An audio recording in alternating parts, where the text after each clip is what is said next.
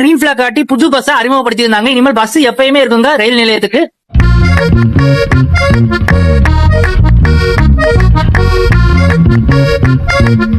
அதே மாதிரி 10 ட்ரிப் அப்படின்ற மாதிரி 4 பஸ் வந்து இப்போ நம்ம விட்டுருக்கோம்.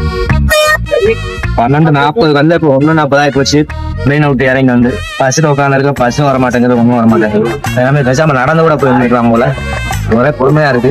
எங்க ரயில்வே அமைச்சர் வேற கேட்கிற அமைச்சர் ஒரு நாளைக்கு 10 பஸ் விட்டுருந்தேன். எந்த பக்கம் அந்த 10 விட்டுருன்னு எனக்கு தெரிய மாட்டேங்குது. தெரியாதனமா வந்துட்டேன் போல.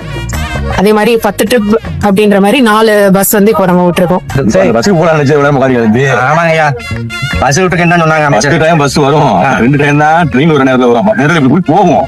அதை நம்பி உட்காந்துருக்கான். பேசாம டீ போட்டு குடிச்சு விட்டு பார்த்து போக என்ன பண்றீங்க? அப்படி பார்த்தா அந்த ட்ரெயின் வர நேரத்துக்கு பஸ் விடலாமே. அப்ப அந்த டைம் கிடையாது ட்ரெயினிங்க. அப்படிலாம் விட மாட்டாங்க. அதெல்லாம் சும்மா வந்து ரீல்ஸ் தான் வரும். நிஜத்துல அப்படி வர வாய்ப்பு இல்ல.